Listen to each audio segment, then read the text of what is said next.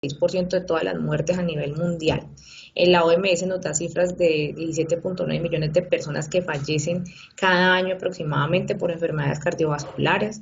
En Europa la cifra está en 1.8 millones de muertes anuales, el 20% del total de todas las muertes en Europa. La ciudad con más muertes es Suecia, con 58 muertes por enfermedad cardiovascular por cada 100.000 habitantes en 2015. En el resto de Europa la cifra varía del 43 a 144 muertes por cada 100.000 habitantes. En Colombia, a pesar de que pues, a nivel mundial es la tercera causa de muerte, aquí en Colombia es la principal causa de muerte, a pesar pues, de todo lo que ha pasado con la pandemia, de todas las exacerbaciones de los pacientes con patologías respiratorias, es la principal causa de muerte. E inclusive por todo esto de la pandemia hay muchos pacientes que tenían los factores de riesgo para desarrollar un infarto o que ya tenían una enfermedad cardíaca de base y pues por el temor de consultar urgencias, por X o Y motivo, pues no consultaban a tiempo y los pacientes pues tenían su dolor precordial, hacían su infarto y fallecían. Entonces aumentó la tasa de muertes por enfermedad cardiovascular durante esta época de la pandemia. El infarto con elevación del ST es más común en gente joven, es decir, alrededor de los 50 años. El infarto como tal es más prevalente en hombres mayores de 60 años, pero después de los 75 son las mujeres las que representan la mayoría de los pacientes. La mortalidad de los pacientes con infarto con elevación del ST está aproximadamente del 4, 5, 6, alguna literatura habla hasta del 12%, pero esta cifra del 4, 5, 6% más o menos es de la Sociedad Europea de Cardiología. A pesar de que han disminuido pues estas cifras de mortalidad gracias a las terapias de reperfusión, antitrombóticas, toda la prevención secundaria, pues siguen siendo cifras muy significativas y como vemos pues una de las principales, es la principal causa de mortalidad a nivel mundial y aquí en Colombia. Bueno, entonces ya entrando a la fisiopatología, como les mencionaba anteriormente, pues vamos a enfocarnos en la fisiopatología del infarto tipo 1, que es el que más se presenta. Es decir, el paciente que tiene la disrupción de la placa aterosclerótica, se forma un trombo, ocluye el vaso, hay una lesión, una injuria en el miocardio. Entonces, el primer eslabón es la creación de la placa aterosclerótica. Nosotros sabemos que pues este proceso de la creación de la placa aterosclerótica viene inclusive desde la infancia, estamos creando nosotros nuestras plaquitas de grasa ahí en las arterias, pero pues hay muchos mecanismos para que ya empiece pues a haber como una acentuación en la acumulación de esos lípidos. Entonces, de manera fisiológica, nosotros sabemos que esos lípidos pues se acumulan en la capa íntima, en la capa subendotelial, y de qué manera fisiológica ellas nuevamente regresan al torrente sanguíneo gracias a las HDL, las lipoproteínas de alta densidad. Pero cuando hay algunos factores de riesgo, cuando hay algunas lesiones endoteliales, pues obviamente la acumulación de estos lípidos se acentúa más y aumenta. ¿Cuáles lesiones endoteliales o bajo qué circunstancias? Pues el paciente hipertenso, el paciente diabético, el paciente con tabaquismo pesado. El tabaquismo es una de las principales causas de lesión endotelial. El paciente que tiene una dieta alta en grasas trans, en grasas saturadas, que aumenta los niveles de LDL, más de lo que fisiológicamente debería pues haber para poder hacer ese retorno al sistema sanguíneo nuevamente con HDL. Entonces empieza a haber una acumulación de esos LDL en el espacio subendotelial.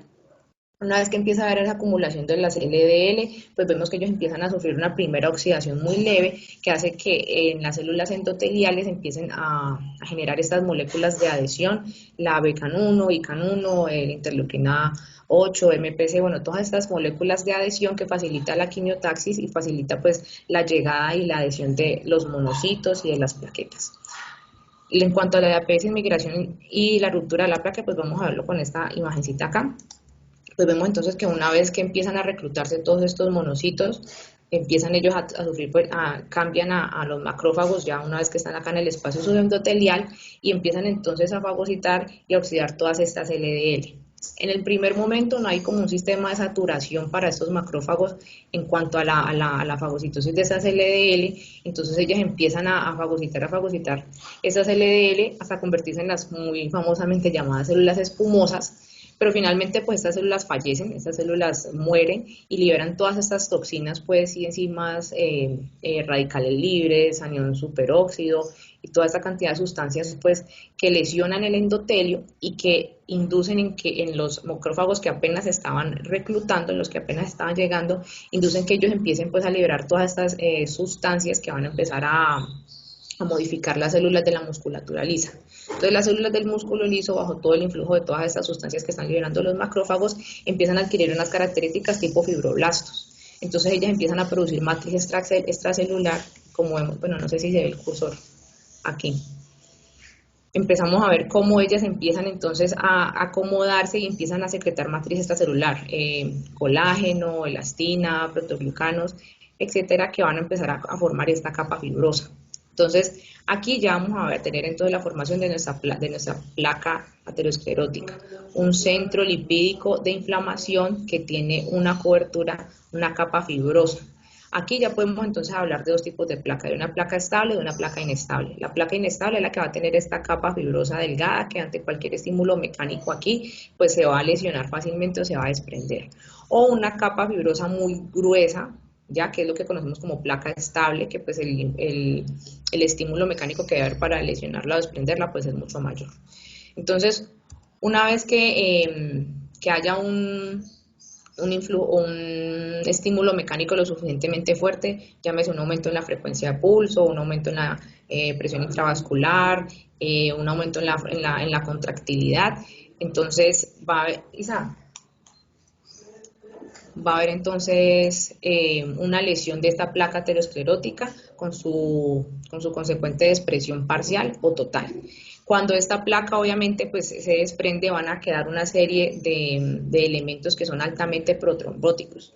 Entonces el factor tisular, el colágeno, etcétera, van entonces a iniciar un proceso que nosotros ya pues, conocemos, que es todo este sistema de la agregación plaquetaria, de la activación de la cascada de coagulación y la formación pues de este trombo. Ya nosotros conocemos pues los receptores que hay en las plaquetas, que ya se activan, que liberan trombina, tromboxano, adenosina, que ellas tienen pues, salen los receptores GP2B3A para poder entonces unirse con el fibrinógeno, ir agregándose y entonces formar toda esa telaraña homeostática que va a ir creciendo hasta formar un trombo.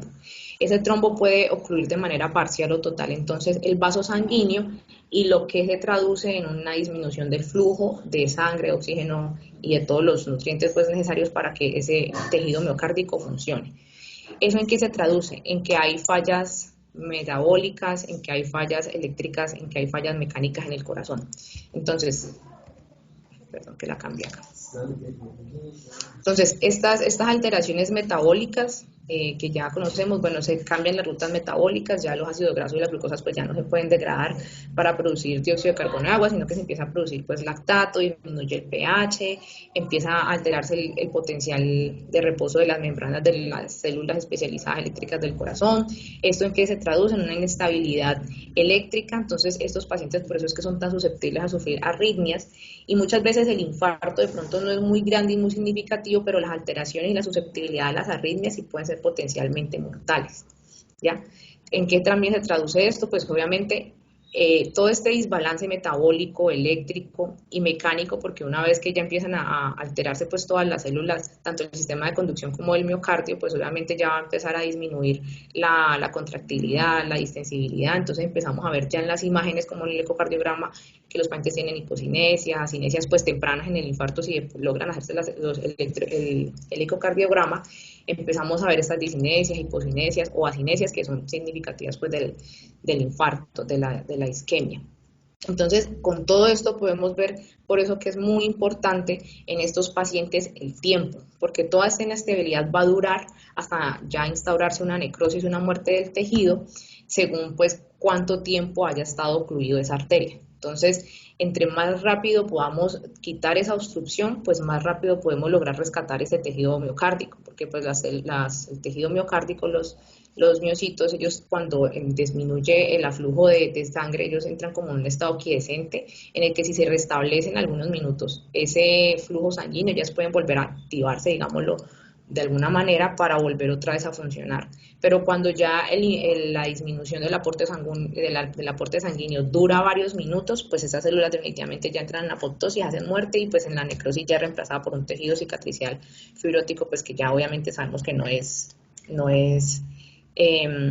muy efectivo pues para el trabajo del corazón.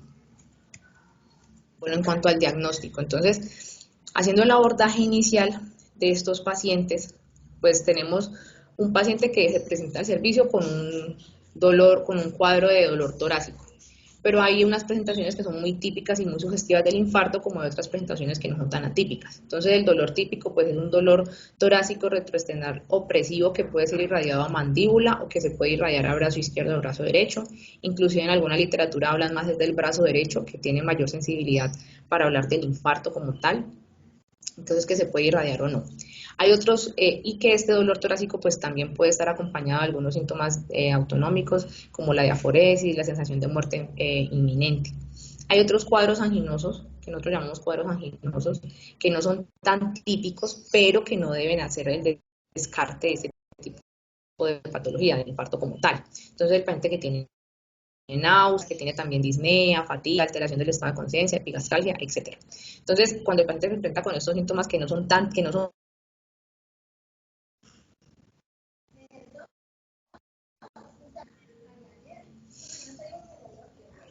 André, te quedaste friciada un momentico. sí, donde se... ¿Todavía está compartiendo o ya no está compartiendo? Se cayó la compartida.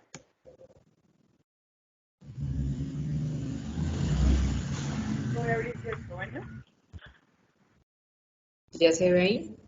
Perfecto, sí. Ya se ve. Listo.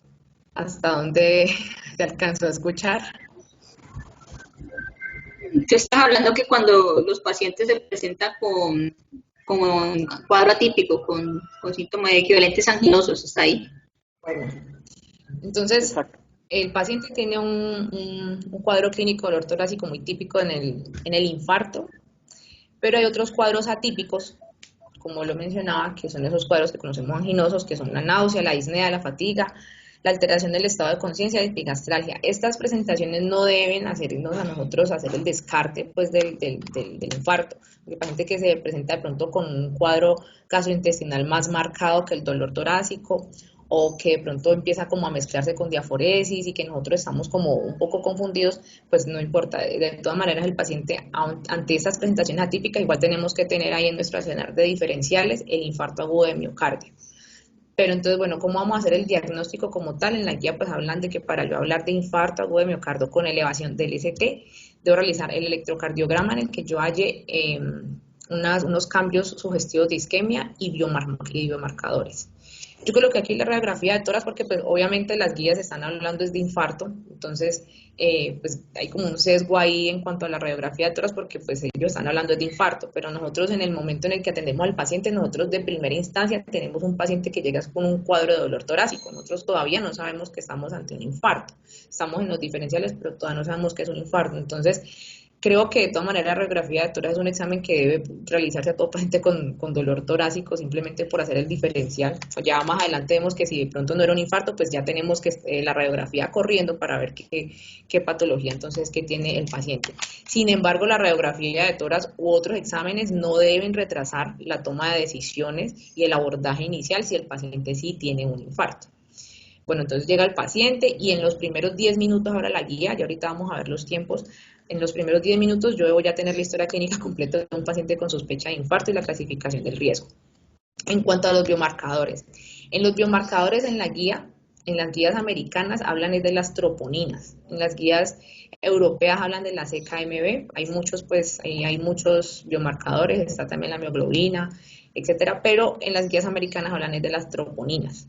Entonces, en cuanto a las troponinas, pues sabemos que su elevación se da de 4 a 6 horas posteriores después de la injuria o después de la lesión miocárdica, que las troponinas ultrasensibles sí tienen una elevación después de la, o sea, son más sensibles, entonces se pueden detectar después de la hora de la lesión miocárdica, que el pico es más o menos a las 24 horas, estas troponinas duran de 7 a 10 días en sangre y pues tienen mejor especificidad y sensibilidad.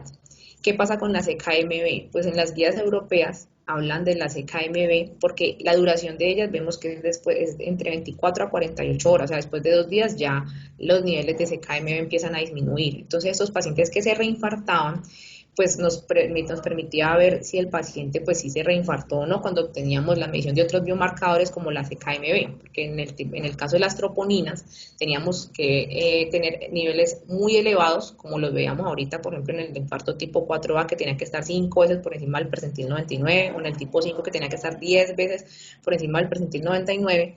Entonces, para evitar pues como esas confusiones, porque muchas veces las troponinas pues quedan en un estado de como de meseta, de por ahí entre los 5, 7, 8 días, en los que hay muy poquitas variaciones. Entonces la CKMB en las guías europeas la incluían, era más que todo para esos pacientes que hacen reinfartos y nos permiten evaluar si verdaderamente pues, el paciente está ante un nuevo infarto o son los biomarcadores del infarto inicial. La CKMA tiene un pico de 12 a 24 horas y se eleva también de las 4 a las 6 horas después de la lesión miocárdica. Y para hacer el diagnóstico, en cuanto a los percentiles, es igual que las troponinas, por encima del percentil 99, y en otros tipos de infarto también es igual. Cuando hablamos de troponinas positivas, pues como ya lo he venido diciendo, por encima del percentil 99 hablan las guías, pues ya en los laboratorios varía un poquitico, pero generalmente es por encima de 0,04 nanogramos mililitro. Ahora el paciente llegó, tiene la clínica sugestiva, le estoy haciendo el electrocardiograma, pero el paciente cuando le tome las troponinas no salen positivas. Entonces aquí yo no debo descartar, sino que lo que sugiere la guía es realizar la curva de las troponinas, es decir, yo debo tomar una nueva muestra de troponinas. ¿Para qué yo debo tomar esa nueva muestra? Si son troponinas ultrasensibles, a la hora debo tomarlas, y si son troponinas no ultrasensibles, a las 3 o 6 horas debo tomarlas nuevamente. ¿Para qué las debo tomar? Para hacer el comparativo. En las guías hablan de que si hay una variación entre estos dos valores, ya sea de una elevación o una disminución de las troponinas, si hay una variación del 20%, más del 20%, ya estamos hablando de una injuria miocárdica, entonces ya se puede instaurar el diagnóstico como infarto agudo de miocardio. En cuanto a la interpretación del electrocardiograma, pues todo lo que tiene que ver con la interpretación como tal del electrocardiograma, pues se escapa de esta revisión, pero no está de más mencionar aspectos que siempre debemos tener en cuenta a la hora de enfrentarnos a un electrocardiograma. Entonces, primero la metodología, siempre debemos seguir muy rigurosamente una metodología para leer el electrocardiograma, saber la frecuencia cardíaca, el ritmo en el que está sinusal o no sinusal, las características de la onda P, su eje, sus medidas, el intervalo PR, cuánto mide, si está corto, si está prolongado, el QRS, el eje, cómo está la onda Q, cómo está la R, cómo está la S, el ST, si el ST está elevado, si no está elevado, si está normal, la onda T si está positiva, si está invertida, si está negativa, si el QT está prolongado o no, características que nosotros debemos de leer primero antes de interpretar el electrocardiograma, y recordar que el ciclo cardíaco con sus diferentes ondas en cada derivación tiene una morfología normal, entonces tener bien presente esa morfología que tienen las ondas en cada derivación, que pues para saber qué es lo normal, y entonces yo así detectar pues después qué es lo anormal, qué es lo que no debe ser, y entonces yo ya ir guiándome por, bueno, si está allí, esto aquí está elevado, acá está prolongado, entonces son ciertas patologías, etcétera. Recordar también pues cuando nosotros tomemos el electrocardiograma que esté calibrado, tampoco está de más mencionarlo. Entonces pues nosotros sabemos que un cuadrito es igual a un milímetro, tanto en altura pues como en la parte horizontal. En cuanto a la velocidad, pues un cuadrito pequeño son 40 milisegundos o 0,04 segundos, 5 cuadritos son 200 milisegundos y 25 cuadritos, o sea, 5 cuadros grandes o 25 milímetros o 25 cuadritos pequeñitos son un segundo. Y esta es la calibración en cuanto a velocidad, son 25 milímetros por segundo, o sea, el papel corre 25 milímetros por cada segundo. Y en cuanto al voltaje, pues tenemos que un cuadrito son 0,1 milivoltios, 5 cuadritos pequeños o un cuadro grande son 0,5 milivoltios, y 10 cuadritos pequeños, 2 cuadros grandes o 1 centímetro, si lo medimos con la reglita, es igual a 1 milivoltio. Y esta es la calibración de estándar del papel electrocardiográfico en cuanto al voltaje, son 10 milímetros por para 1 milivoltio. Bueno, entonces la guía pues obviamente nos habla de unos criterios que nosotros debemos de tener en cuenta para ya hacer el diagnóstico electrocardiográfico de infarto. Entonces primero hay que tener en cuenta que es el punto J. El punto J o el segmento ST no sé aquí, no sé si se alcanza a ver el cursor, en las imágenes abajo a la izquierda está señalado el segmento ST, que es ese segmento que une el final de la despolarización ventricular, o sea, el final de la onda S, y el inicio de la repolarización ventricular, que inicia con ese segmento ST y pues con la posterior onda T. En ese momento, ese inicio del segmento ST, ese primer punto, es el punto J. Y ese punto J, o todo el segmento ST, es el que nosotros vamos a tener en cuenta en el momento en el que vamos a hacer el diagnóstico del infarto agudo de miocardio. ¿Por qué? Porque la elevación de ese punto J o del segmento ST es el hallazgo electrocardiográfico que sugiere pues una oclusión aguda de alguna arteria coronaria. ¿Ya? Este es el hallazgo que nosotros decimos hay una oclusión, eso es sugestivo de isquemia. Ahora, ¿cuáles son las características o cómo debe ser, cuánto debe ser la elevación de ese segmento ST para hacer el diagnóstico? Pues en la cuarta definición en la guía de infarto pues nos dan los criterios. Esa elevación del ST debe de estar por encima, debe ser mayor o igual de 1 milímetro en todas las derivaciones, o sea, en cualquier derivación, excepto en B2 y en B3. En esas derivaciones que no son B2 y B3, deben ser en 2 derivaciones continuas, ya una elevación de más de 1 milímetro, mayor o igual a 1 milímetro. Y en las derivaciones B2 y B3, sí hay unas medidas ya más específicas. Debe de ser más de 2 milímetros en hombres mayores de 40 años, debe ser mayor o igual de 2.5 milímetros en hombres menores de 40 años, o en mujeres debe ser mayor o igual de 1.5 milímetros. Esto debe ser en ausencia de bloqueos de rama izquierda o de hipertrofia ventricular. Si el paciente tiene este tipo de presentaciones, pues ya vamos a ver cómo se hace el diagnóstico. Si no tiene bloqueo de rama izquierda o si no tiene hipertrofia del ventrículo izquierdo, pues no hay problema, se puede hacer bajo esos criterios, decir que hay una elevación del ST y esto es un cambio sugestivo de oclusión de alguna arteria coronaria, es decir, el hallazgo electrocardiográfico de isquemia. Bueno, ¿cómo hacemos la medición ya en electrocardiograma de manera más práctica? Pues esto me pareció muy curioso. Igual uno en internet haya muchos tips y muchas formas pues de ver que hay una elevación o una depresión del segmento ST. Entonces, en cuanto a la medición del ST, pues nosotros debemos saber que el ST normalmente debe estar a la altura, debe ser al nivel de la línea isoeléctrica, a nivel del PR. Esta imagen aquí me quedó montada. Debe estar a nivel de la línea de base, ¿ya?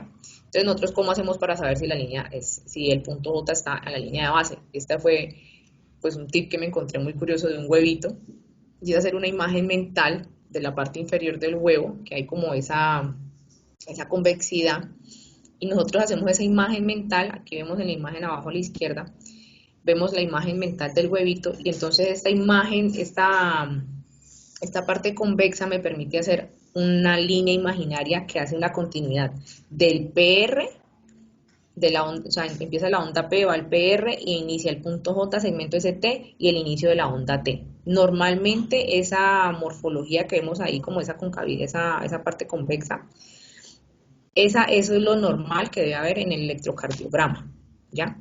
Obviamente nosotros si cogemos aquí está un ejemplo en la parte derecha.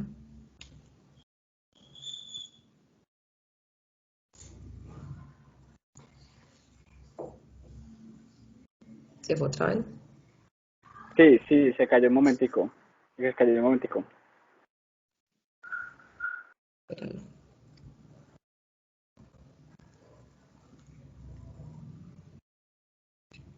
Mm,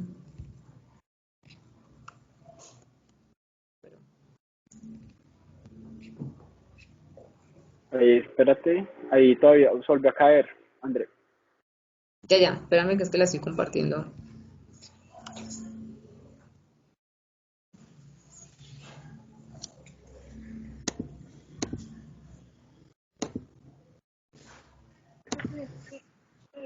Ya. Me dice sí, sí se ve.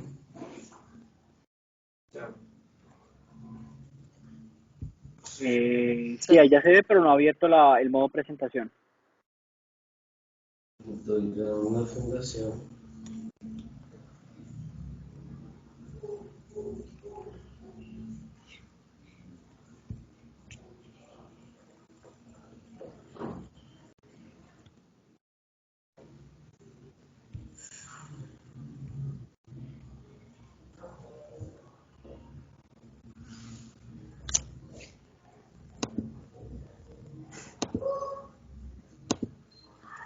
¿Ya? Pero no, todavía no. Intenta como hicimos la vez pasada con Sí, ya Bueno, les estoy dando. Ah, ahí ya como que empezó a cargar, pero... espérate. si no, pues sigamos así. No, pues sigamos acá que igualmente se puede ver bien, no importa. Bueno, simplemente la voy a ampliar un poquito más ahí. Bueno, entonces estamos hablando de la imagen de huevito, entonces uno hace la imagen mental de esa línea continua del PR hacia el segmento ST. Entonces esa forma convexa que hay es la morfología normal. Cuando nosotros hacemos esa imagen mental pues del huevito, por lo menos acá en la imagen a la izquierda, nosotros vemos que no hay esa convexidad, no da la continuidad del PR con el segmento ST, sino que se ve elevado, pues por lo menos en la imagen que tengo ahí de ejemplo. Entonces, como no vemos esa continuidad, pues hablamos de que hay una elevación del segmento ST. Hay algunas características que nosotros debemos de tener en cuenta en cuanto a las ondas que se presentan alteradas en el electrocardiograma durante el infarto. Como mencionaba anteriormente, pues obviamente toda esta inestabilidad eléctrica pues hace que los vectores de despolarización en el corazón pues cambien. Entonces esos vectores de despolarización que cambian se van a traducir ¿en qué? En alteraciones en las ondas. Entonces, ¿de dónde surgió todo esto? Pues fue un experimento que hicieron con perritos. Cogieron un perrito y le ocluían la descendente anterior y ellos observaron, por lo menos en las imágenes de acá arriba, si ustedes las ven, en las imágenes de arriba, se ve que ellos lo que hacían con las imágenes de los... no veo aquí, ya. Con los perritos, ellos ocluían la arteria descendente anterior y cuando ocluían esa arteria, había una depresión de la onda T principalmente. Cuando ellos soltaban nuevamente la arteria, la onda T nuevamente se normalizaba. Si ellos presionaban esa descendente anterior durante varios minutos, ya empezaba a subirse el segmento ST y empezaba a invertirse la onda T. Y si esa oclusión ya se prolongaba más de 15 a 20 minutos, ya aparecía una onda que es la onda Q, que es lo que llamaron la corriente de necrosis, y es cuando ya el paciente ha sufrido un infarto, o sea, ya las células murieron, ya es un daño irreversible, y esta onda Q queda ya para toda la vida, como esa cicatriz en el electrocardiograma. Alguna literatura habla de que esta onda Q se genera después de 15, 20 minutos, media hora, alguna literatura habla de 2 horas, ya es como muy variable ese tiempo, pero el caso es de que la obstrucción debe permanecer en el tiempo más allá de unos 15 a 20 minutos para ya generar daños permanentes.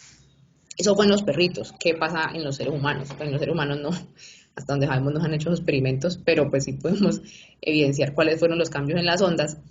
Entonces, lo que hay primeramente cuando hay una obstrucción de segundos a unos pocos minutos es una elevación de la onda T, una T hiperaguda.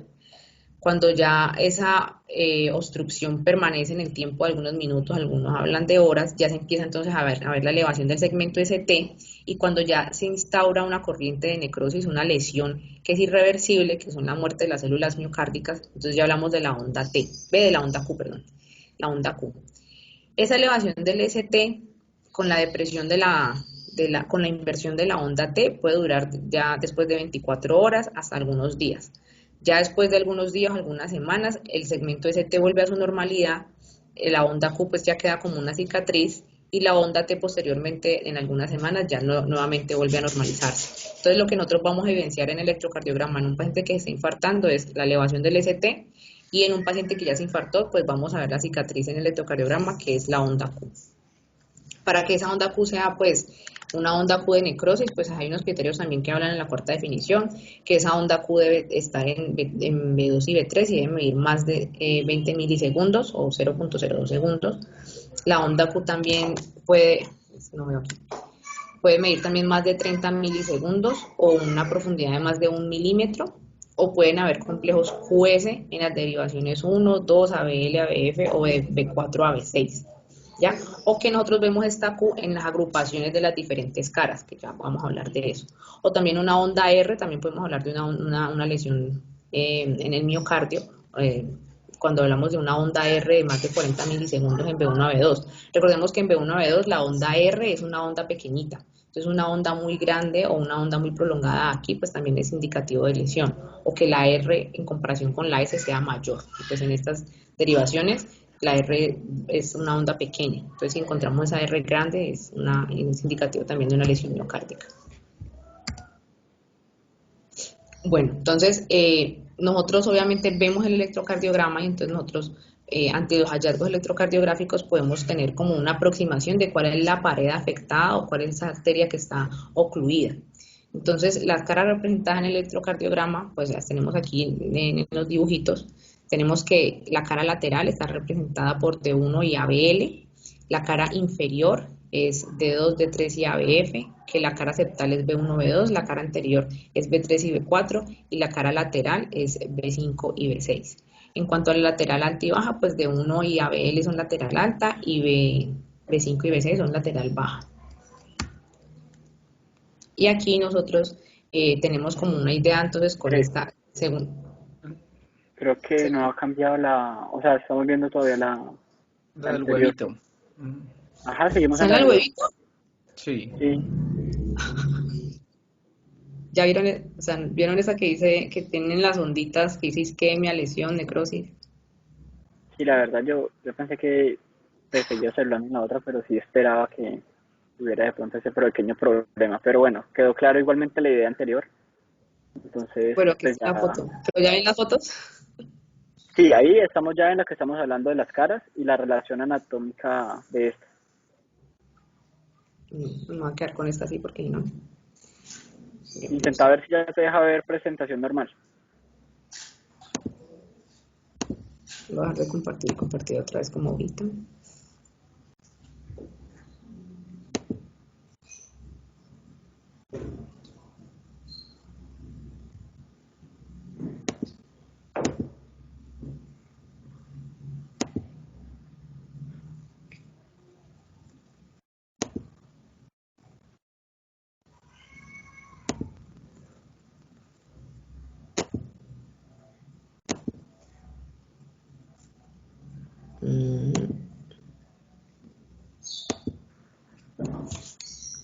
No, aún nada. Bueno, sigamos porque si no perdemos tiempo Dale, aquí.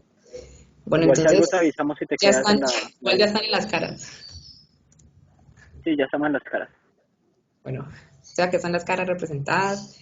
La idea es que ante los hallazgos electrocardiográficos nosotros sepamos que según las derivaciones que estén alteradas, pues nosotros vamos a tener una idea de cuál es la cara que está comprometida e igualmente también vamos a tener una idea de cuáles son las arterias que están comprometidas. Aquí en esta imagen de un corazoncito, no sé si se ve, vemos cuáles son esas arterias que están comprometidas. Entonces, si son las derivaciones inferiores de 3, de 2 ABF, pues estamos hablando de un compromiso de arteria coronaria derecha. Si estamos hablando de caras anteriores o laterales, todas las precordiales de B1 a B6 o de 1 y ABL, entonces estamos hablando ya de una cara anterior y lateral y pues es compromiso ya de una arteria, de la arteria coronaria izquierda, ya sea específicamente de la descendente anterior, cuando son infartos en la cara anterior, o del espacio lateral, estamos hablando más de circunfleja. Si son infartos, ya vamos a ver pues más adelante también cómo se definen estos infartos, pero si son pues ya posteriores o inferiores, estamos hablando pues de la coronaria derecha. En cuanto a las imágenes en espejo, pues nosotros, siempre cuando nosotros estamos ante el electrocardiograma, nosotros vemos que las diferentes derivaciones están censando el infarto de diferentes maneras, pero lo están censando. Entonces, si tenemos una elevación del ST en algunas derivaciones, pues las otras derivaciones también van a observar ese mismo infarto, pero pues van a tenerlo, van a manifestarlo de otra manera, van a mostrarlo de otra manera. Entonces, si nosotros vemos elevaciones del ST en algunas caras, pues en las caras contrarias, digámoslo, vamos a tener lo opuesto. Entonces, si tenemos, digamos, en los infartos anteriores, septales y laterales, tenemos una elevación del ST, o sea, las derivaciones de B1 a B6, que son todas estas caras, pues puede darse esta imagen en espejo, que son las depresiones del segmento ST en D3, en D2, D3 y ABF. Si el infarto es inferior, o sea, la elevación es en D2, D3 ABF, la depresión se va a ver en D1 y ABL. O si el infarto es posterior, pues ahorita vamos a ver que cambia un poquitico, pero si igual el infarto es posterior, pues vamos a ver una elevación, una depresión. La elevación la vamos a ver en las derivaciones posteriores, en B7, B8 y B9, y la depresión la vamos a ver en B1, B2 y B3. Aquí, pues tengo un ejemplo ya con lo que vimos.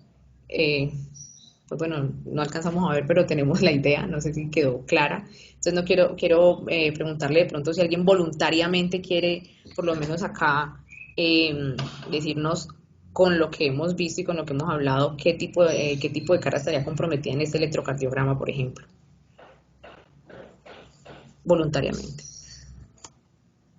No todos a la vez. Yo creo que ahí está comprometida la cara como anterolateral. O sea, veo que B2, B3, B4 y B5, bueno, quizá B5 no tanto, pero hasta B4 sí bastante. Estaba con una elevación del ST y adicionalmente en ABL, pero no sé si se alcanza a considerar, no alcanzo a ver los cuadritos, pero creo que sería como esa cara anterolateral. Ahí está la cara anterolateral, que son B2, B3, B4, y aquí vemos en D2, D3 y ABF, si miran bien, está en la depresión del ST, o sea, está ahí la imagen en espejo. Acá hay otro ejemplo, si a otra persona que no es a Camilo, voluntariamente, mira cuál es la elevación del ST, qué caras estarían aquí comprometidas y cuáles serían esas caras opuestas en las que vemos la depresión. No todos a la vez, rápidamente. ¿No? ¿Nadie? Sería de cara inferior. Aquí vemos la elevación de 2 de 3 AB, aquí se ve, de 2 de 3 ABF está la elevación y vemos acá la depresión en las caras contrarias, o sea, por lo menos acá vemos la depresión en D1 y en ABL, si miran bien. Andrea, ¿te puedes devolver un momentico la diapositiva previa, por favor? Sí, señora. Ahí se ve. A mí me parece más que es anteroseptal el compromiso. Porque miren que compromete B1, B2, B1, B2, B3 y B4. En el septal más adelante vamos a ver el criterio, ya la otra me adelantó. Pero en el B1 nosotros siempre tenemos un vector septal que es R, que es chiquitica, y aquí ya ese vector septal no está. Ese vector septal no está, entonces viene desde anteroseptal, sí señorita, sí doctora. Okay. Viene anteroseptal y las otras derivaciones están con la depresión.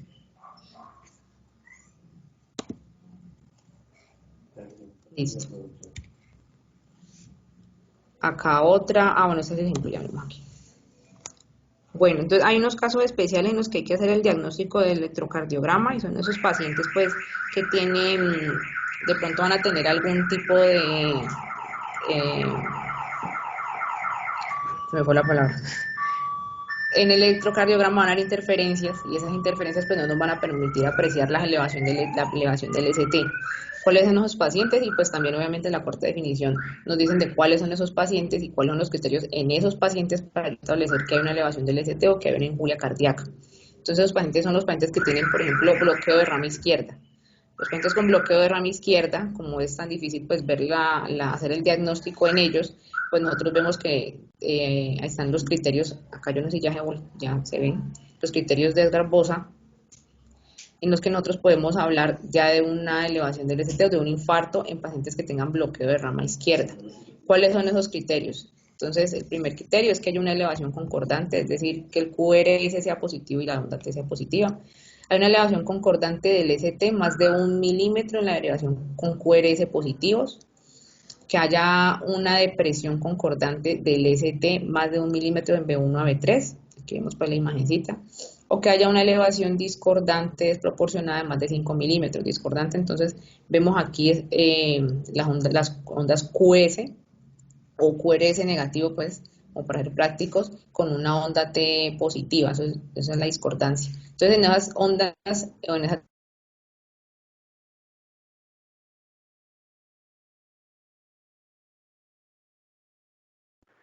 André, otra vez estás friqueada. Ahí se te fue un momentico, pero ya estabas hablando ya de los criterios. Hace un momentico, no fue hace más de 10 segundos que te fui. Bueno, criterios de Garbosa para bloqueo de rama izquierda. Ay, se quitó, no se quita. Ya.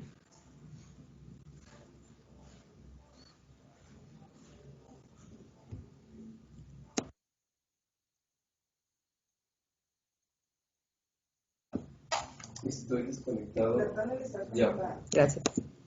Dígame.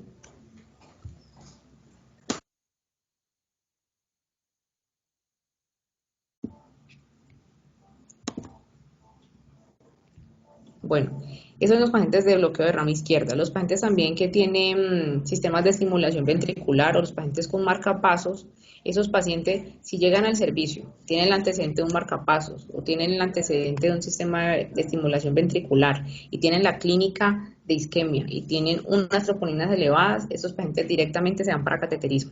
Ya esos pacientes pues no hay que ponerse como a improvisar. Los pacientes también que tienen depresiones del ST aisladas. Es decir, nosotros ya hemos visto que pues siempre hay como una imagen en espejo con las elevaciones y las depresiones del ST. Pero entonces, con estas depresiones aisladas, es decir, que no vemos como esa imagen en espejo, cuando son en las derivaciones B1, B2 y B3, más de 5 milímetros, debemos de colocar las derivaciones posteriores, B7, B8 y B9, y ver si hay una elevación de más de 5 milímetros, porque puede significar un infarto posterior. En los pacientes que tengan también una oclusión de tronco izquierdo, una obstrucción importante de tronco arterial izquierdo o una oclusión multivaso, son esos pacientes que vamos a ver que hay una elevación del ST de más de 1 milímetro en 8 o más de las derivaciones y que además hay una elevación del ST en ABR y en B1. Ustedes saben que ABR, pues obviamente están unas ondas negativas, pero en ellas hay una elevación en ABR y en B1, y en las otras derivaciones, en 8 o más de las otras derivaciones, hay una elevación de más de 1 milímetro. Si tienen esas características, podemos estar ante una presentación de un paciente con una oclusión multivaso o con una obstrucción importante de tronco izquierdo. Entonces, pacientes también de una deben de irse para cateterismo. En cuanto a los pacientes que no tienen elevación del ST, pues obviamente ya eso es tema de los infartos sin elevación del ST, que pues ya es tema de otra revisión, pero pues también ver otros signos de isquemia miocárdica, entonces ver las ondas T hiperagudas que están al principio, como lo veíamos ahorita, que están al principio pues del cuadro clínico, podemos repetir el electrocardiograma, coloquemos las derivaciones posteriores, inclusive las derivaciones derechas, las precordiales derechas. Y en cuanto a la tomografía, la guía simplemente habla es de que se deben utilizar cuando hay disección de aorta o tromboembolismo, pero pues no tiene como mucha importancia en el momento del diagnóstico como tal del infarto. Con el electrocardiograma y la troponina nosotros podemos hacer el diagnóstico. Otras causas de la elevación del ST, pues está pericarditis, la hipertrofia ventricular izquierda, bloqueo de rama derecha, aneurisma, cardiopatías, miocardiopatías, pericarditis, drogas como la digoxina, o sea, tener en nosotros también en cuenta todas las otras causas de la elevación del ST, si el paciente de pronto tiene una clínica que no es muy sugestiva, el paciente que está tranquilo, que pues la verdad no tiene un dolor como muy significativo, o que de pronto las troponinas pues también no nos permiten como hacer el diagnóstico, entonces ver también las otras causas de elevación del ST y empezar a hacer los diferenciales, por lo menos en pericarditis encontré esta imagen en un curso de electrocardiografía que me pareció pues también como un datico muy chévere para uno empezar a ejercitarse pues en los electrocardiogramas, y es de que normalmente aquí vemos dos onditas, normalmente la elevación de la onda ST en infarto se da la elevación de la onda ST y la inversión de la onda T, y normalmente tiene como esa característica como convexa, perdón. Pero en la pericarditis normalmente hay una elevación del ST y la onda T generalmente no tiene alteración, o sea, la onda T está positiva. Nosotros veíamos ahorita de que la onda T puede durar negativa durante varias semanas en los pacientes infartados, pero en los pacientes con pericarditis generalmente no hay asociación de inversión de onda T, tampoco hay ondas Q patológicas y normalmente el segmento ST está cóncavo, no está convexo, sino que está como cóncavo. Entonces empezar a hacer pues obviamente todos los diferenciales con todas las otras patologías y llenarnos pues como de razones para pensar más en otra cosa que en infarto. Pero pues si tenemos troponinas elevadas, infarto, electrocardiografía con elevación del ST, pues eso no hay que buscarle más cosas. Inmediatamente el paciente hay que empezar a hacer el abordaje inicial. ¿Cuál es el abordaje inicial? La estrategia terapéutica se puede dividir en 4 categorías. Un manejo inicial, las terapias de reperfusión, toda la terapia que tiene que ver con ese tratamiento antiplaquetario anticoagulante, periprocedimiento y el manejo en la unidad de cuidado intensivo. En el manejo inicial, pues en la guía nosotros vemos que hay que tener ciertos manejos iniciales, ciertos abordajes iniciales para empezar a tener al paciente como más tranquilo y empezar a hacer ya el abordaje más importante. Entonces, el paciente que llega a la unidad de cuidado intensivo, que le estoy sospechando el infarto, entonces vamos a ver primero pues cómo está la saturación de oxígeno. Entonces, hay que colocarle oxígeno a los pacientes que tengan una saturación por debajo del 90%, o una presión arterial de oxígeno menor de 60 milímetros de mercurio. Los pacientes también que están intranquilos, pues obviamente un paciente está infartado, está intranquilo, está con su dolor, y pues sabemos que el dolor tiene que ver con toda la activación simpática y pues que va a aumentar toda la carga de trabajo del corazón. Entonces también debemos como disminuir todo lo que tiene que ver con la ansiedad y el dolor. En la guía hablan de la morfina y de las benzodiazepinas. Y en la morfina hay que tener especial cuidado, porque en el momento en el que nosotros vamos a utilizar los inhibidores de P2Y1, los inhibidores de P1Y2, P1Y1, entonces estos inhibidores como el prasugrel, el ticagrelor, tienen disminución de la actividad frente a la morfina. Entonces tenemos que tener cuidado pues como el tipo de medicamento que vamos a escoger si vamos a utilizar la morfina. La guía por eso recomienda más que todo clopidogrel. Los tiempos de isquemia. Bueno, como veíamos al principio, pues el paciente es muy importante todo lo que tiene que ver con los tiempos, porque ya vimos en la fisiopatología que tiempo es corazón y tiempo son desenlaces en el paciente. Entonces este es el algoritmo que presenta la guía para nosotros tener una optimización del tiempo y garantizar un abordaje muy oportuno en el paciente. Entonces el paciente llama principalmente, y aquí también hace como un paréntesis. Nosotros como trabajadores de salud pues tenemos que concientizar a nuestros pacientes de cuáles son esos síntomas de infarto y de cuáles son las líneas de atención o cuáles son las líneas de emergencia a las que ellos deben llamar. Aquí en Cali pues está la línea de emergencia 123 o la línea 132, a la que es para la Cruz Roja. ¿Ya? No ponerse a improvisar pues que va a llamar al tío, al primo, al hermano, a alguien que de pronto va a estar en la casa y que pues me va a hacer perder el tiempo y no me va a ayudar como a optimizar de pronto la atención. Entonces simplemente socializarle al paciente cuáles son esos síntomas de infarto, cuáles son esas líneas de atención y que llamen inmediatamente. Entonces el paciente le da el infarto, llama a la línea de atención y aquí le envían una ambulancia, que hay varias opciones aquí. Entonces, esa ambulancia lo puede llevar a un sitio donde directamente pues tenga su sala de hemodinamia, puedan hacerle el cateterismo, pueden hacerle la intervención rápidamente. Entonces, si lo lleva a ese primer centro, desde el momento en el que el paciente se atiende hasta que se toma el electrocardiograma y se le hace el diagnóstico electrocardiográfico, deben pasar menos de 10 minutos, porque pues la toma de las troponinas pues a veces se demoran un poquito en salir, pero ya con el diagnóstico electrocardiográfico y mientras que salen las troponinas, esa primera atención en el diagnóstico debe durar menos de 10 minutos. Si en esos menos de 10 minutos ya nosotros podemos determinar el diagnóstico electrocardiográfico, la clínica, y mientras que van saliendo las troponinas y le podemos hacer una intervención en menos de 120 minutos, o sea, en menos de 2 horas, el paciente debe estar entrando entonces a cateterismo dentro de la próxima siguiente hora. Eso si el paciente se va con la ambulancia a un sitio que tengan pues para hacer el cateterismo y tengan su zona de hemodinamia y tenga ya pues todas las facilidades. Ahora, la ambulancia puede que llegue a un sitio que no tenga hemodinamia, que no tenga forma pues de hacerle un cateterismo entre las 2 primeras horas. Entonces, ¿aquí qué va a pasar? Se va a instaurar igualmente el diagnóstico dentro de los primeros 10 minutos. Y una vez que esté allá en el sitio, una vez que esté en la clínica, pues entonces definir. ¿El paciente puede hacerle cateterismo dentro de las siguientes 2 horas? ¿Sí o no? Si se le puede hacer cateterismo dentro de las siguientes 2 horas, o sea, entre los siguientes 120 minutos, entonces en los siguientes 90 minutos ya debe el paciente entrar a hemodinamia.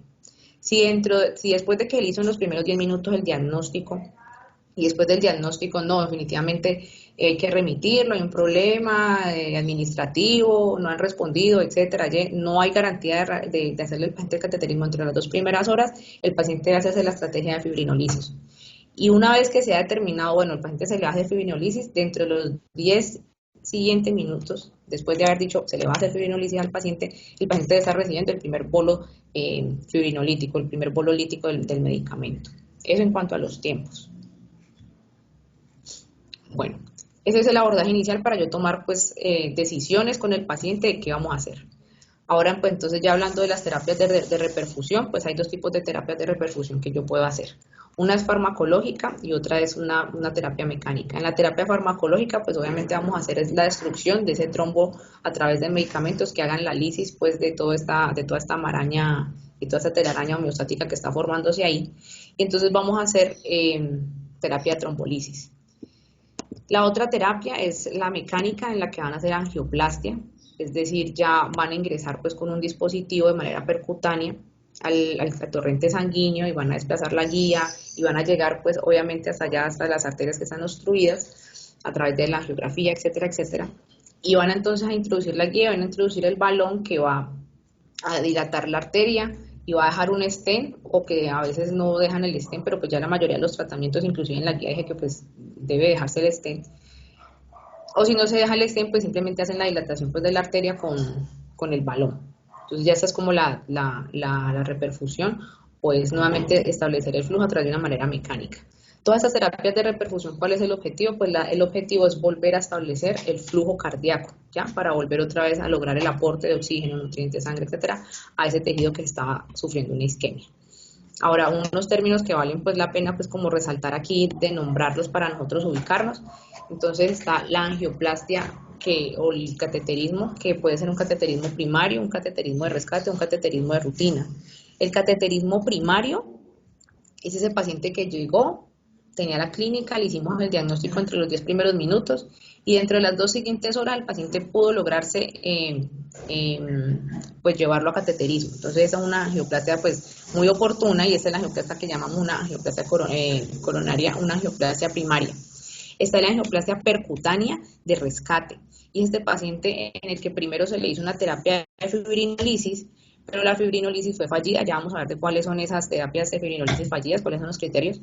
Y entonces el paciente pues no se pudo restablecer el flujo cardíaco, el flujo sanguíneo en el tejido cardíaco, entonces hay que llevar al paciente a una angioplastia pues de rescate, porque tenemos que restablecerle el flujo cardíaco. Y la angioplastia de rutina, que es ese paciente que llegó con la clínica, no se le pudo hacer cateterismo entre las 2 primeras horas, pero se definió hacerle una fibrinolisis. La fibrinolisis fue exitosa, entonces igual, todo paciente tiene que ir a cateterismo.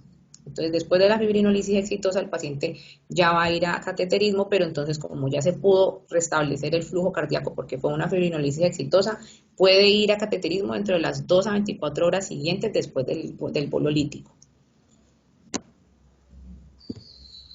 Esos son los tiempos bueno, esto yo creo que es como lo mismo que acabé de decir ahorita. En cuanto a los tiempos, el tiempo aquí de pronto lo que se me olvidó mencionar ahorita es la hora cero en el que nosotros empezamos a contar. ¿Cuál es la hora cero? El momento en el que yo hago el diagnóstico electrocardiográfico. Llegó el paciente, lo atendí, le tomo el electrocardiograma, pum, elevación del ST. Cuando yo hago el diagnóstico de elevación del ST, entonces ya esa es la hora cero y a partir de esa hora cero es que yo empiezo a hacer el conteo para ver si el paciente le va a poder hacer el cateterismo entre las 2 primeras horas o no. Entonces voy a hacerle la fibrinolisis. Después de la fibrinolisis, acá también en esta estaba, en la otra no.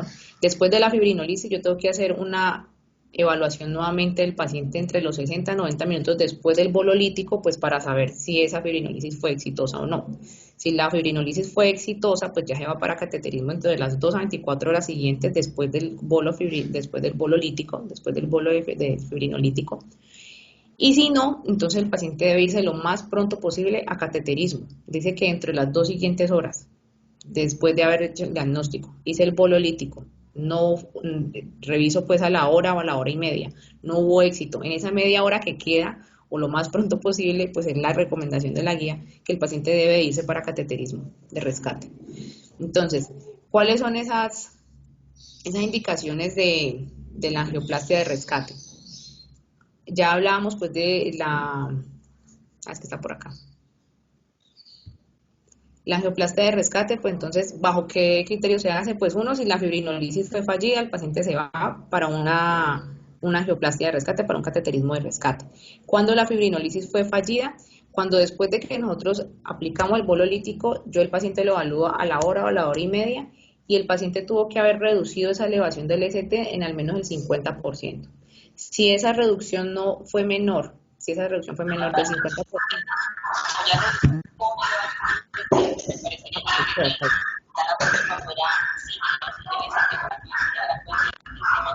Profe, creo que se le abrió el micrófono.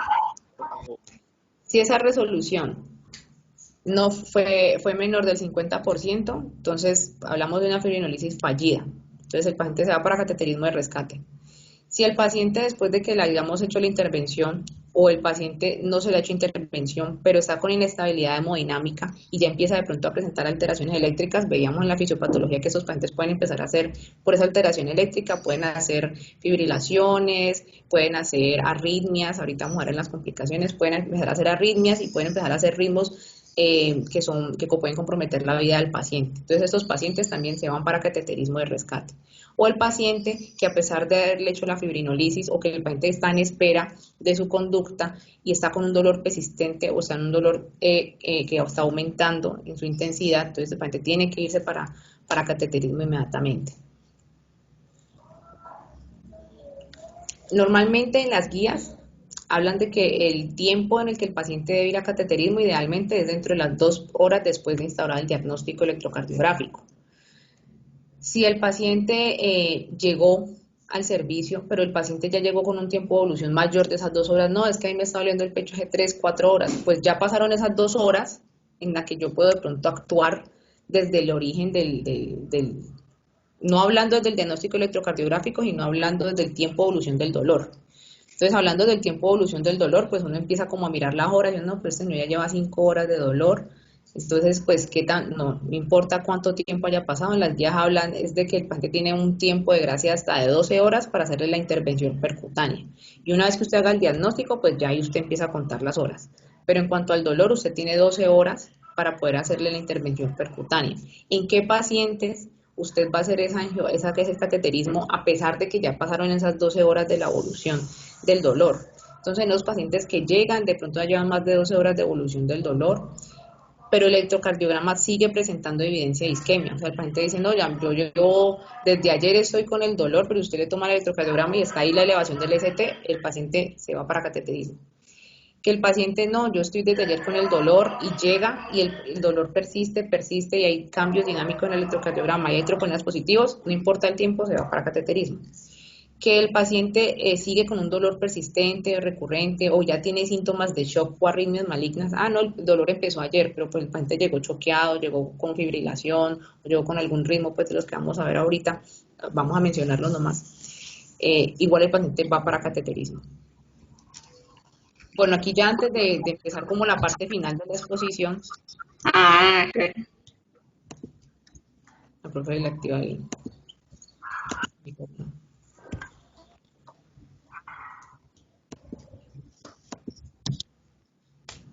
¿Profe va a decir algo? ¿La doctora? Ah, no, ya. Lo activé sin querer. Bueno, ya como para entrar en la parte final de la presentación, pues quiero hacer como un resumen. Este es un algoritmo que hicieron los residentes. Quiero hacer como un resumen en cuanto a las conductas que vamos a realizar y en cuanto a los hallazgos. Entonces, llega un paciente con dolor torácico, creo que está pues una gráfica que resume casi todo.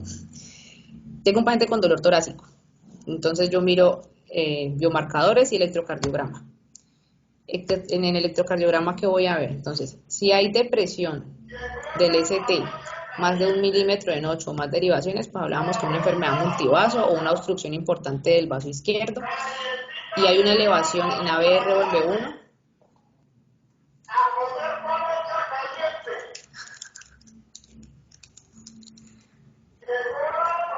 espera, yo miro si se puede acá.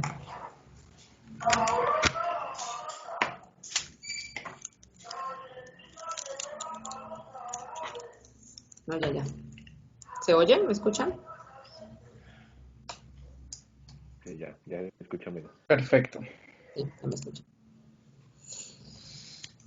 Entonces, depresión del ST más de 1 milímetro en más de 8 derivaciones, con elevación en ABR o en B1, es una obstrucción multivaso o una obstrucción importante de vaso izquierdo. Si el paciente tiene un bloqueo de rama, que puede ser derecho o izquierdo. Si un paciente con bloqueo de rama derecho, pues tiene un peor pronóstico, entonces el paciente en el contexto de dolor cardíaco y de troponinas elevadas se va de una para cateterismo. Que es un bloqueo de rama izquierda, pues ya tenemos los criterios de Garbosa que ya los vimos ahorita. Si cumple con los criterios de Garbosa, troponinas positivas, dolor torácico, se va para cateterismo. Si el paciente tiene una depresión del ST en las derivaciones de B1 a B3, entonces pues yo debo considerar un infarto posterior, entonces hay que colocar las derivaciones posteriores B7, 8, B9. Entonces, si hay depresión del ST en B1 a B3 y en esas derivaciones posteriores hay una elevación de más de 0,5 milímetros, el paciente está con injuria miocárdica, se va para cateterismo. Si hay otros, entonces el paciente que tiene marcapaso, que tiene algún sistema de estimulación ventricular, si tiene troponinas positivas y tiene dolor precordial, se va para cateterismo. Que el paciente tiene un infarto de cara inferior, entonces yo miro las precordiales derechas. Entonces, si miro las precordiales derechas y más igual los mismos criterios de la elevación del ST, si tiene elevación del ST en las precordiales derechas, sigue el mismo algoritmo, el mismo manejo como el infarto, dolor precordial, elevación de troponinas, elevación del ST, se va para cateterismo. Hola, ahora sí quiero hacer una intervención, Andrea. Listo. Ya casi me toca la clase, pero entonces quiero aprovechar el algoritmo para, digamos, recapitular y aclarar algunas cosas que pueden haber, algunas confusiones. ¿Listo? Entonces, estamos en el tema de infarto agudo de miocardio con elevación del ST. Si bien Andrea nos habló de la cuarta definición de infarto y nos habló de las troponinas, digamos que las troponinas como diagnóstico cobran más valor en infarto agudo de miocardio sin elevación del ST. Y eso es importante tenerlo presente porque la guía es clara en que nosotros no podemos retrasar las intervenciones de los pacientes por esperar troponinas en el contexto de un infarto agudo de miocardio con elevación del ST. O sea, no podemos retrasar y con los criterios de elevación del ST podemos tomar conductas. Entonces, aprovechando el algoritmo, por ejemplo, le digo a un paciente con dolor torácico, ¿cierto? El dolor torácico puede ser típico o atípico. Si el dolor torácico es atípico como un equivalente anginoso, pues va a depender de factores de riesgo, ¿ya? Si una paciente joven como yo que llega con una gastritis, pues es muy poco probable que sea un infarto. Pero si es una paciente avanzada, 75 años, diabética, hipertensa, con antecedente de enfermedad coronaria y llega con una gastritis, hay que descartarle un equivalente anginoso y hay que hacerle su electrocardiograma, ¿listo? Entonces, bueno, llegó con un dolor torácico atípico, le hicimos un electrocardiograma. Si el electrocardiograma muestra clara elevación del ST con los criterios que ya vimos, de que fuera más de 1 milímetro en derivaciones contiguas que miren una misma cara, y con las excepciones pues, de B2 y B3, que es más de 2.5 en menores de 40 años y más de 2 en mayores de 40 años y más de 1.5 en mujeres, si es claro, no necesitan esperar troponinas, ya se les da el manejo. Si tienen si tienen angioplasia primaria en menos de 120 minutos, pues se va para cateterismo cardíaco. Si no tienen angioplasia primaria en menos de 120 minutos, tienen que plantearle al paciente la opción de trombolisis, como he hecho con algunos en hospital simulado. Listo. Eso es cuando hay una clara elevación del ST. Esto que muestra Andrea acá me parece muy importante que lo tengan presente porque son las situaciones especiales que se les puede presentar en el contexto de un infarto con elevación del ST. ¿Cuáles son esas situaciones especiales? Uno, que el paciente tenga un infarto de cara inferior. ¿Por qué es una situación especial? Porque siempre que tengan un infarto de cara inferior hay que hacer derivaciones derechas, porque el infarto de cara inferior se puede acompañar de infarto del ventrículo derecho. Entonces siempre, ya saben, cuando está de 2 de 3 de AF, hacen derivaciones derechas para hacer completo el diagnóstico. Otro caso especial sería el caso de obstrucción del tronco, que miren que es diferente a los criterios que tenemos de elevación del ST. En este caso va a haber una elevación del ST solo en ABR y en el resto de las derivaciones va a haber una depresión en más de 8 derivaciones, entonces se lo tienen que aprender, que es poco frecuente, pero lo tienen que tener presente. ¿Qué otro caso especial hay? Que también lo ha mencionado mucho Andrea, que es cuando hay una depresión del segmento ST en B1 a B3, hay que sospechar que el infarto sea posterior, por lo de las imágenes en espejo. Entonces, cuando vean esa depresión, ya saben que le tienen que tomar derivaciones posteriores. Y otro caso especial es el de bloqueo de rama izquierda, que en ese caso pues aplican los criterios de Esgarbosa para saber si es un bloqueo nuevo y ese bloqueo es por un infarto con elevación del ST. Otro caso especial sería el bloqueo de rama derecha y marcapaso. En esos contextos sí no aplican los criterios de Esgarbosa porque eso fue para bloqueo de rama izquierda y había que hacer cateterismo cardíaco. Y ese no está allí, pero también es otro caso difícil para interpretar elevación del ST, que es la hipertrofia del ventrículo izquierdo, que si hay sospecha de isquemia, habría que hacer cateterismo cardíaco. Era básicamente como lo que les quería recapitular en este momentico, y aprovechemos un poquito la pausa para saber si alguno de ustedes tiene alguna pregunta, alguna duda.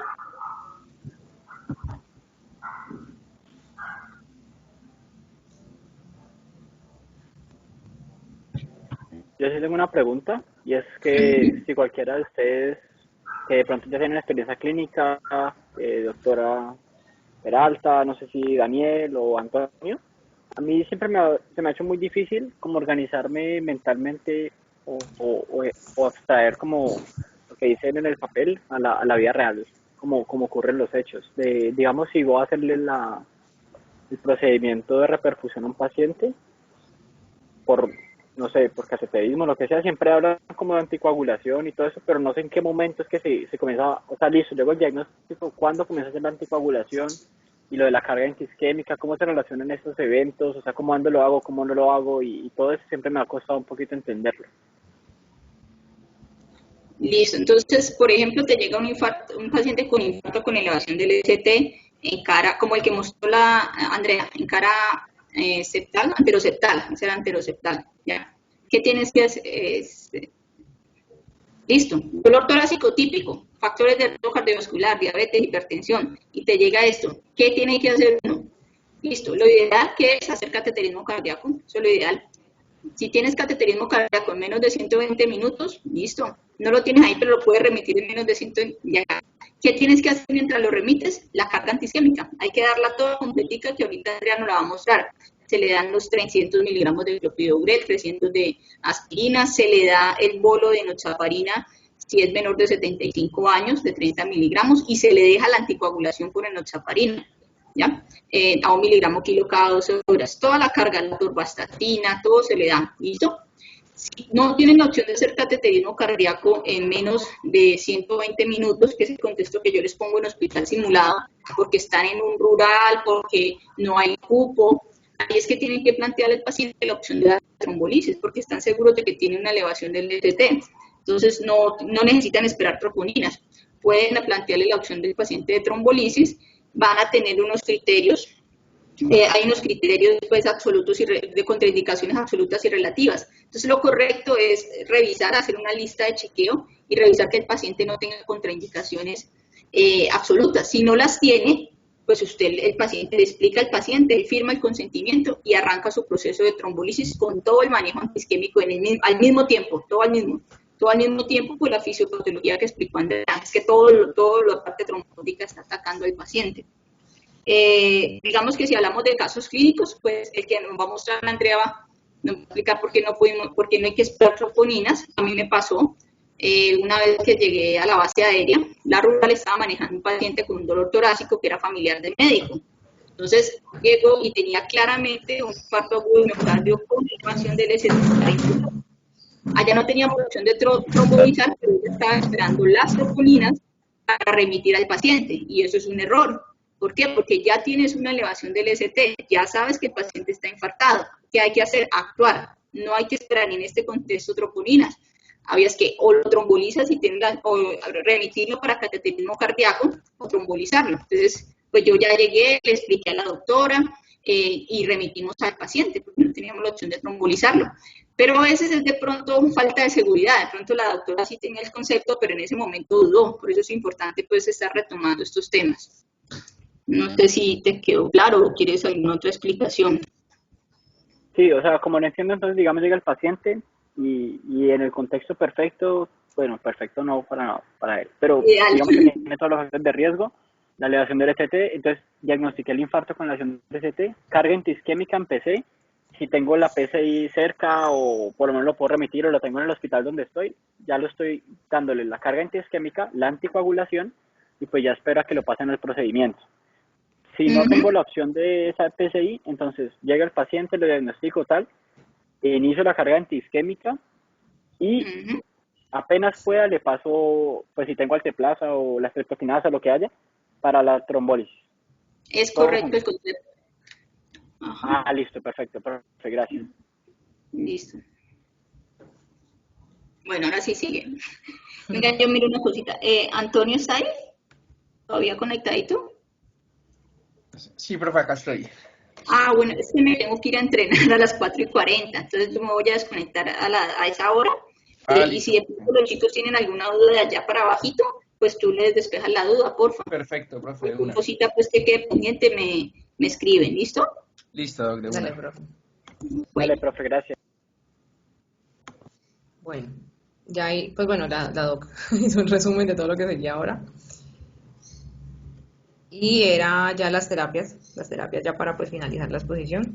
Entonces en las terapias que tenemos, las terapias de reperfusión, pues ya sabemos que está la mecánica, que es la angioplastia, el PCI, la intervención percutánea coronaria, o las fibrinolisis. Entonces en las terapias de fibrinolisis, en el contexto ya la doctora lo resumió muy bien.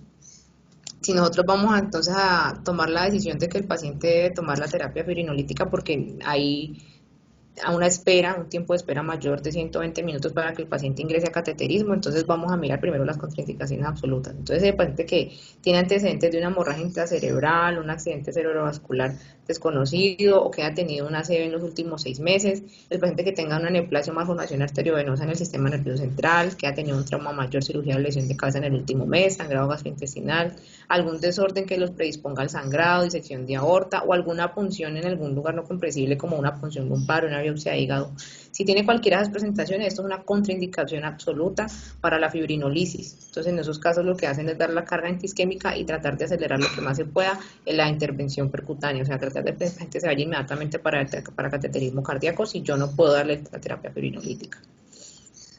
Mientras que el paciente, pues ya la doctora lo explicó, mientras que el paciente está entonces en la espera, ya sea del cateterismo cardíaco o ya sea que yo le di el fibrinolítico, pero después del fibrinolítico igual el paciente debe irse a cateterismo dentro de las 2 a 24 horas siguientes después de la terapia fibrinolítica, mientras que el paciente está en todo eso, yo igual debo ir iniciando ya la carga anticoagulante antiplaquetaria, que es para toda la terapia antitrombolítica. Entonces, ¿yo qué le doy? Los pacientes se les da un anticoagulante, se les da aspirina y el inhibidor de P2Y2, Y1.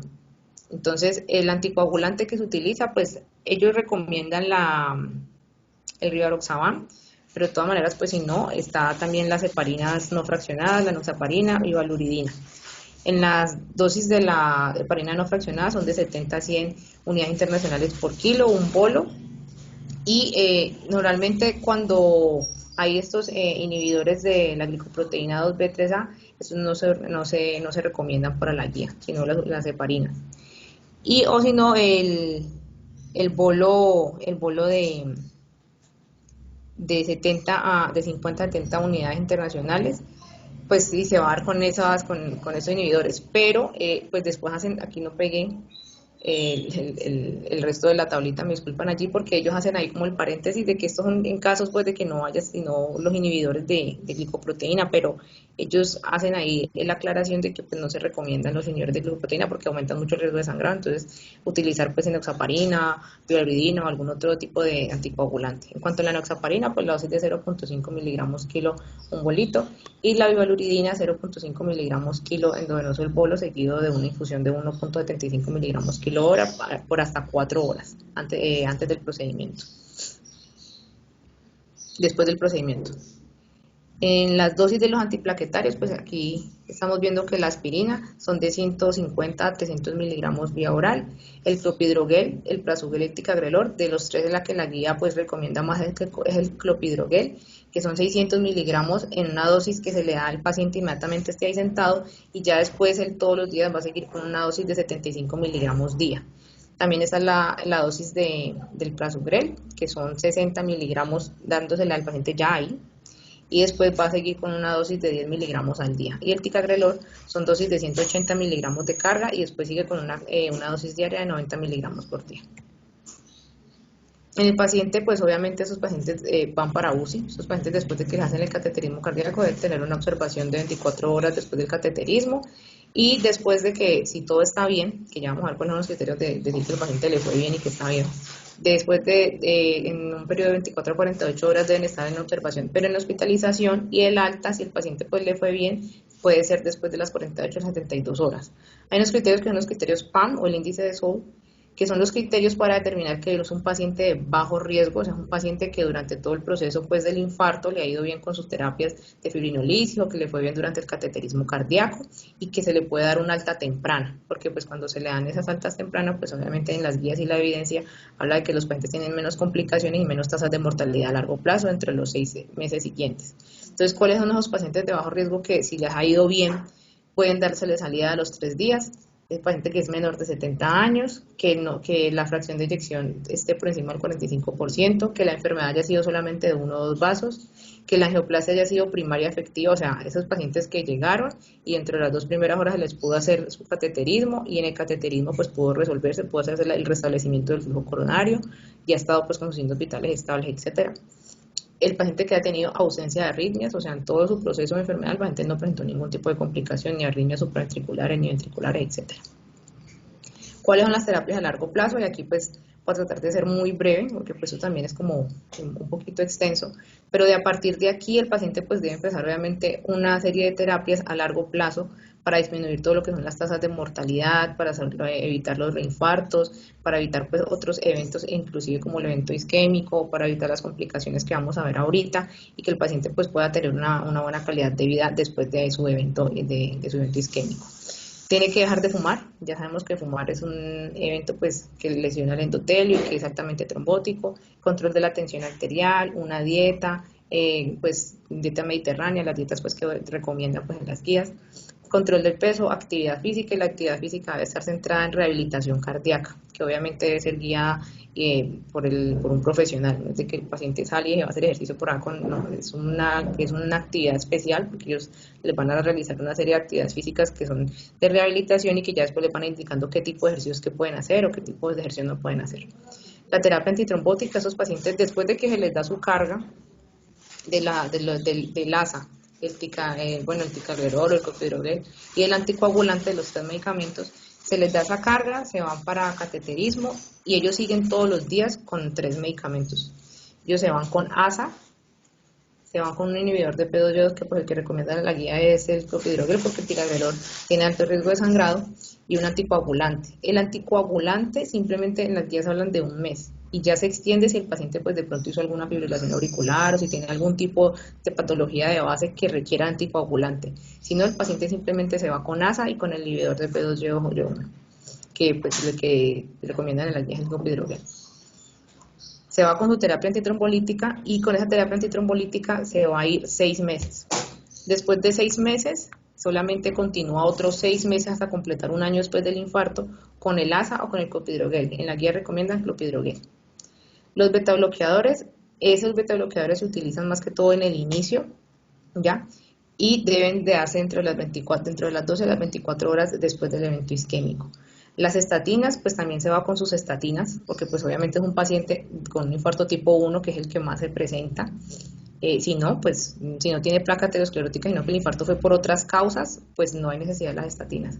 Pero como la mayoría de los infartos son tipo 1, o sea, son por una placa aterosclerótica que se desprendió y formó un trombo, entonces los pacientes pues tienen una enfermedad aterosclerótica de base, deben irse pues con sus estatinas también. En cuanto a los nitratos, no se utilizan, a menos de que ya sean otro tipo de pacientes que de pronto hizo su infarto y quedó con una falla cardíaca o se descompensó, pero los nitratos no se utilizan, no se recomiendan en la guía, al igual que los calcioantagonistas. Los DIECA y los ARA, pues estos pacientes que tienen hipertensión y que tienen ya otros factores de riesgo, como que se instauró ya una insuficiencia cardíaca, disminución de la FEBI, son diabéticos o se han reinfartado, esos pacientes si se van con DIECA o con ARA, recomiendan primero los DIECA, si no, pues se va con su NARA, con un ARA2. Los mineralocorticoides también se recomiendan solamente pacientes que también igual se haya instaurado ya una falla cardíaca después del infarto o que ya venían con falla cardíaca, que han tenido una depresión de la FEBI por debajo del 40%, pacientes diabéticos e hipertensos, si no hay insuficiencia renal o hipercalemia. Aquí me equivoqué, era calemia.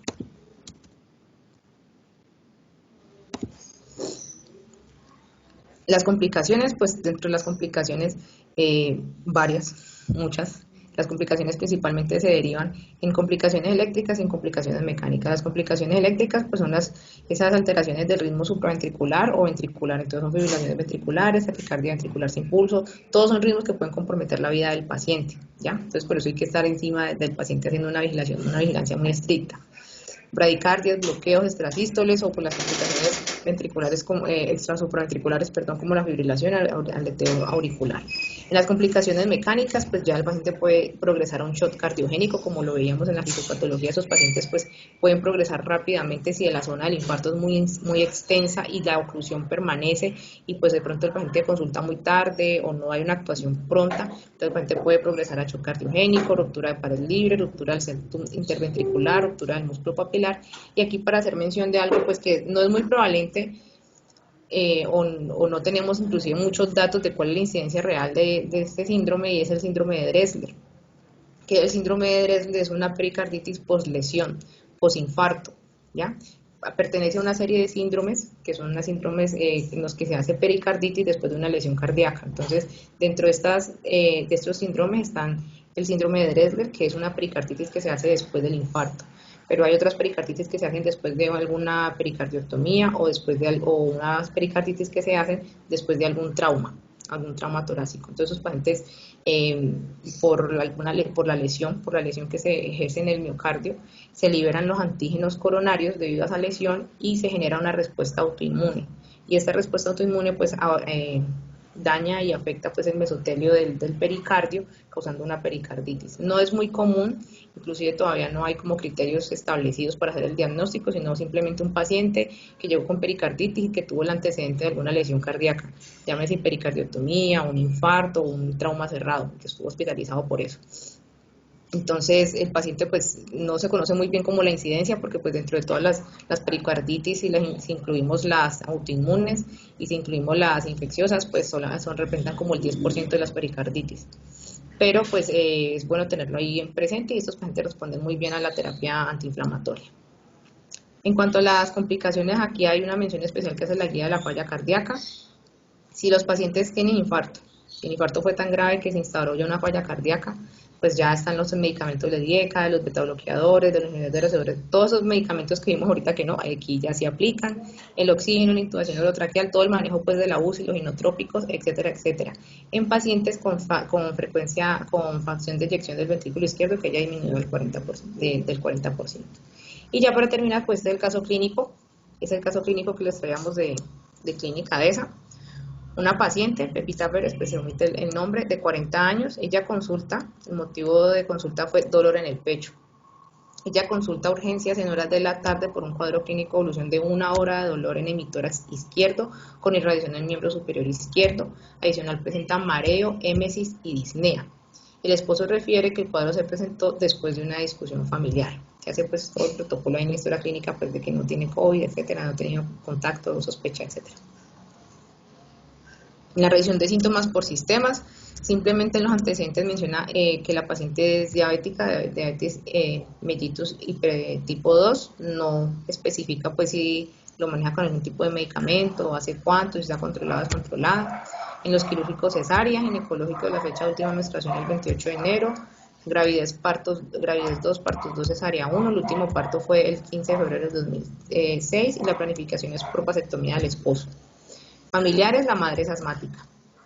En el examen físico, simplemente pues lo positivo, coloqué aquí que fue el dolor a la palpación en cartílagos costales y tiene puntos gatillo de dolor y tiene murmullo circular presente y no tiene ni sobreagregados ni soplos.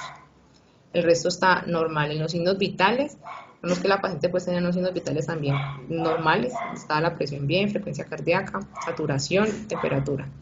En el análisis en la historia clínica colocan una paciente con factores de riesgo por diabetes mellitus hace 1 hora con dolor torácico, con características atípicas. Y aquí pues quería hacer como el paréntesis de lo que estábamos hablando con la doctora, de que esta paciente pues tuvo una presentación atípica, porque ya tuvo un dolor precordial, pero también tuvo los otros síntomas que hablábamos al principio, esos síntomas anginosos, que son atípicos, que es el mareo, la émesis y disnea. Esos síntomas son atípicos, entonces lo hacen a uno como que, bueno, ¿será o no será?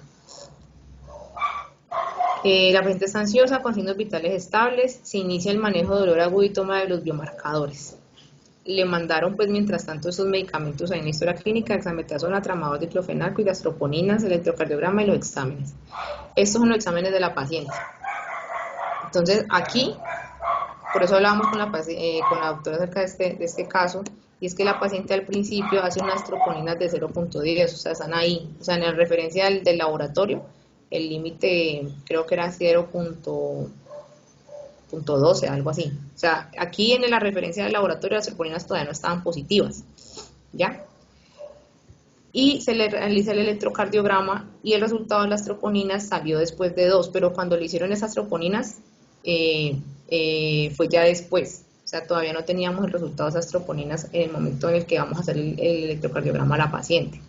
Y este es el electrocardiograma de la paciente. Entonces, si alguien voluntariamente quiere hablar acerca del electrocardiograma.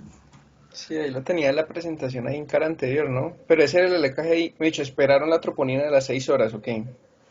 No. Entonces, ¿qué pasó con esa paciente? Pues le hicieron el electrocardiograma, como las troponinas habían llegado negativas.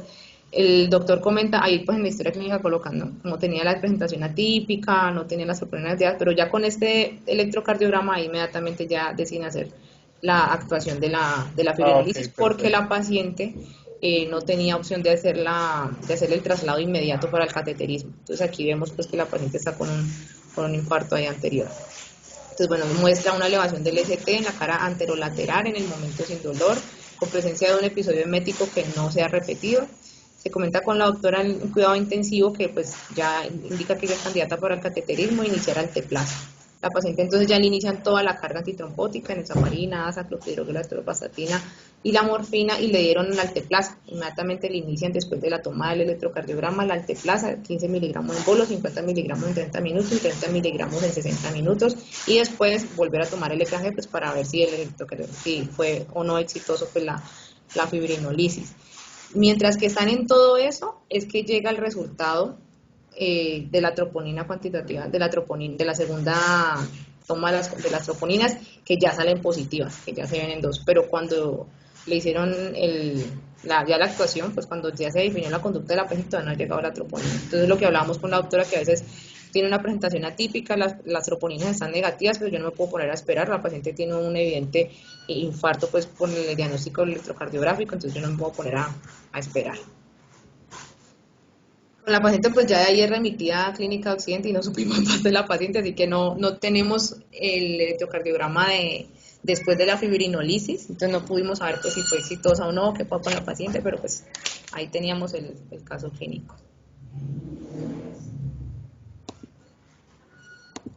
No sé si tienen ya aquí algún comentario o inquietud.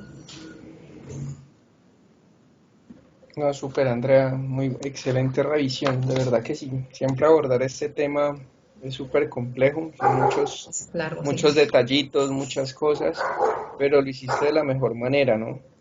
Ahí de pronto, para aclararte cositas, en la parte de anticoagulación, Sí. en la fase aguda nunca manejar, hablaste de rivaroxaban, el rivaroxaban no se maneja en fase aguda, ¿no? Entonces tenemos la bivalirudina, la heparina no fraccionada y la enoxaparina.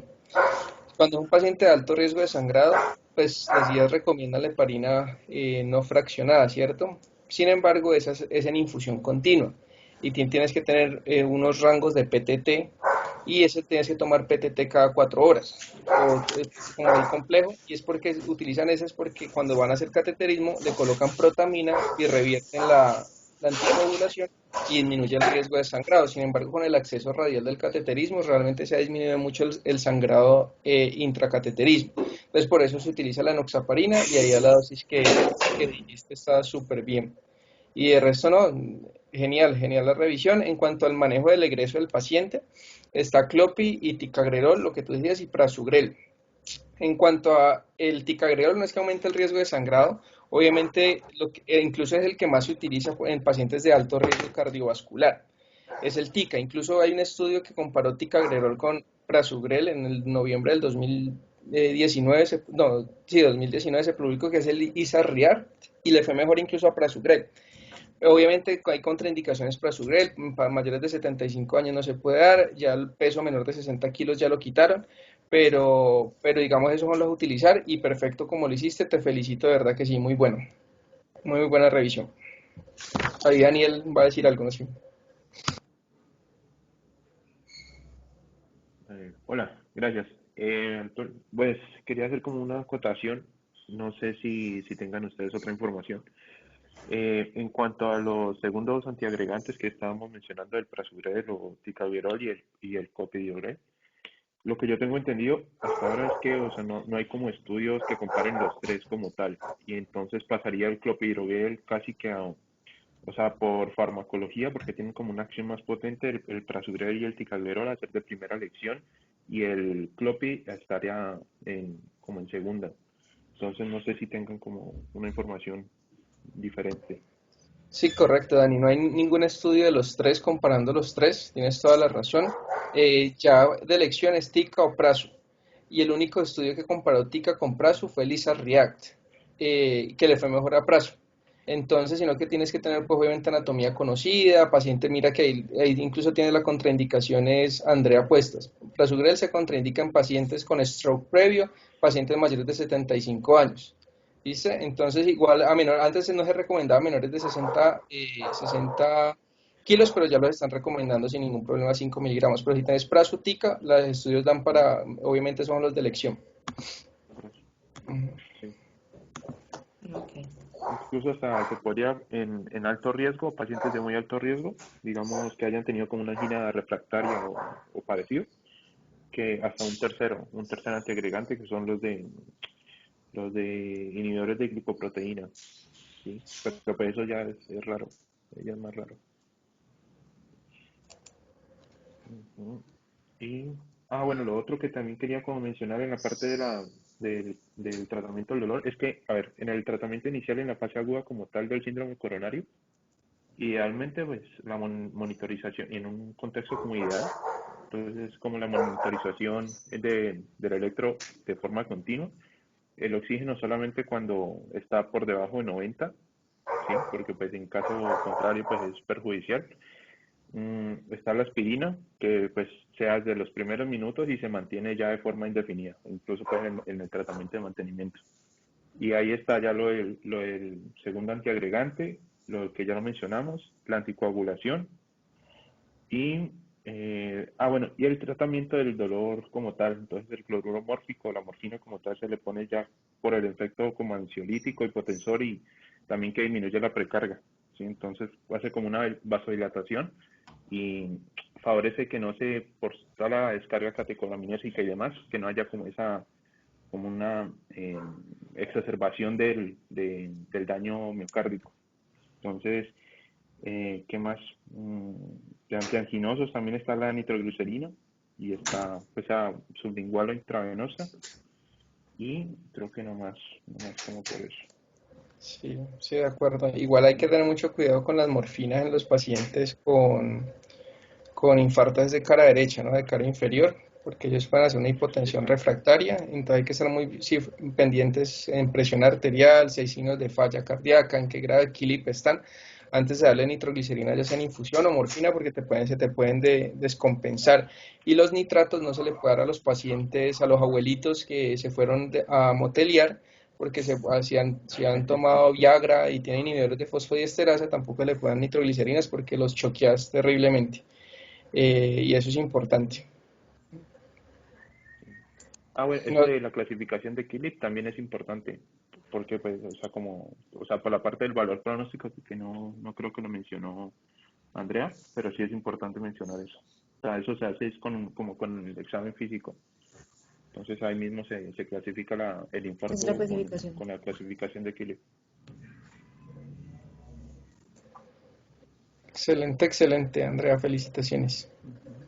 Sí, No, no, muchas gracias, André. Yo solo a todos quería muchísimas como dar un gracias. dato, ay, solo quería como dar un dato curioso, que es que leí el otro día que hay en infartos de cara inferior, incluso pues se han descrito pacientes en los cuales hay como signos interesantes, como que pueden llegar incluso a tener bradicardia, diarrea, y como sensación de vaído, no sé cómo se diría eso, es la traducción que yo hago del inglés.